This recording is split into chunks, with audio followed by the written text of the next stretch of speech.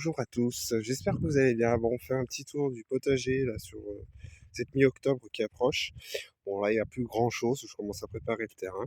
Donc, comme vous pouvez voir, j'ai encore une grosse partie des tomates qui sont présentes sur cette parcelle-là.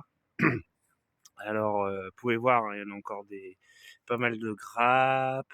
Bon, est-ce que ça va mûrir? Il y en a encore quelques-unes qui sont quasi mûres, là, vous pouvez voir. Les œillets d'Inde et tout, ça se porte assez bien. Ça, c'est du concombre poilu, là, que vous voyez, mais il a pas grossi. Alors, je le vois pas. Vous voyez, c'est un peu... Vous voyez, là-bas. Mais il a pas grossi. Et il y en a un là aussi, c'est pareil. Donc, bon, c'est pas bien grave après. Donc, là, sur cette partie-là, voilà, vous voyez, les pieds de tomates sont pas du tout malades pour le moment, mais bon, on est quand même mi-octobre, on fait encore quelques petites cueillettes. Hein, vous voyez, regardez.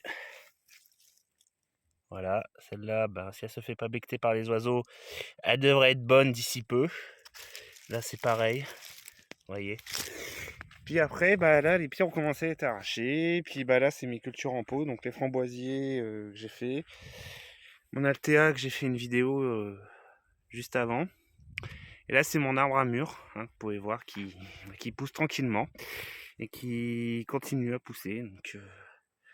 Donc voilà. Et puis là, j'avais les pieds de tomates. Donc là, j'ai commencé à tout arracher. Alors, on commence quand même à préparer la saison automne-hiver. Et puis là, c'est quelques choux qui sont attaqués par la pyrrhide. Bon là, surtout les escargots. Et j'ai des blettes. On a déjà fait une première récolte. On a déjà fait de velouté avec.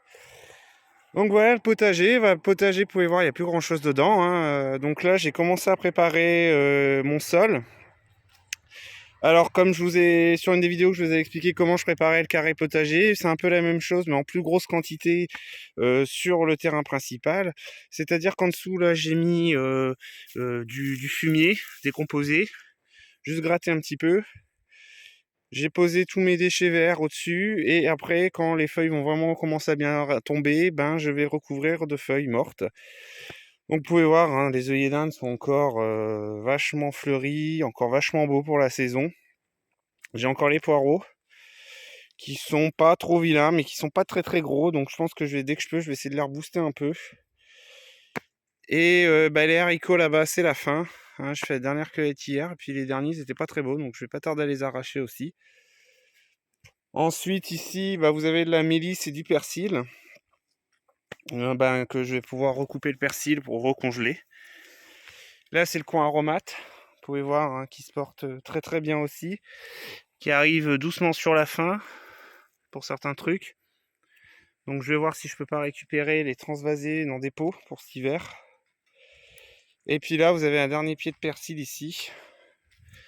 Voilà, pareil que je vais pas tarder à couper et à congeler, hein, ça fera du persil pour cet hiver.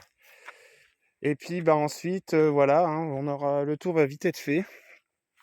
Donc là, c'est les stolons de fraises que j'ai repiqués il y a à peu près un mois maintenant, que j'ai repiqué. Vous voyez, ils se portent très bien.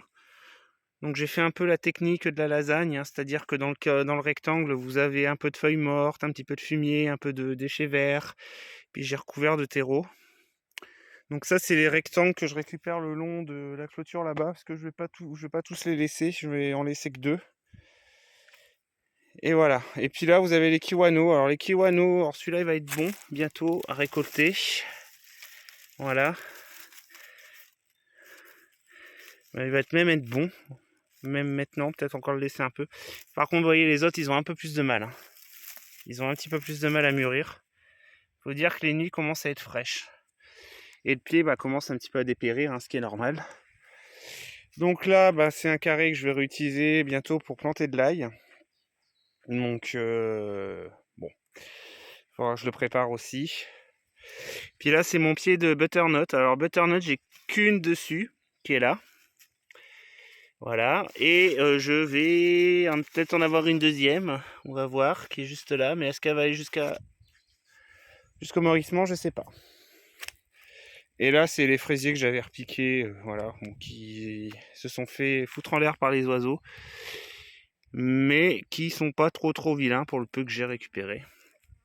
Donc voilà, et bah comme je vous dis, bah là il n'y a plus grand chose, donc c'est un des derniers tours que je vais faire en vidéo, parce que bah là il n'y a vraiment plus grand chose à vous montrer et à voir.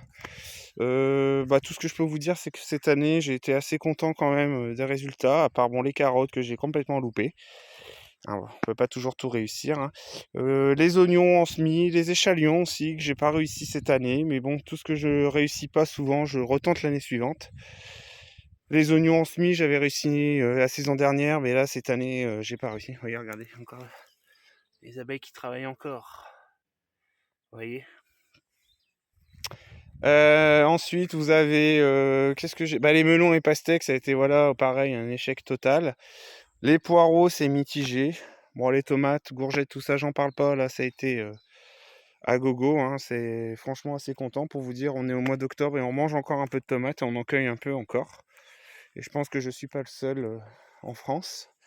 Je vois beaucoup de choses sur les groupes Facebook, comme quoi il y en a qui font encore des grosses récoltes. Donc bah, tant mieux, j'ai envie de dire, hein. C'est le but aussi du jardin, c'est de pouvoir manger au maximum le plus tard de nos légumes, hein. Parce que c'est vrai que l'hiver, on peut encore faire quelques semis, quelques plantations, mais il n'y a pas grand-chose, hein. C'est pas la période la plus... là où on peut avoir le plus de légumes.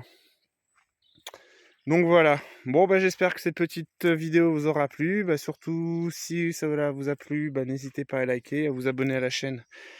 Allez, bonne journée à tous.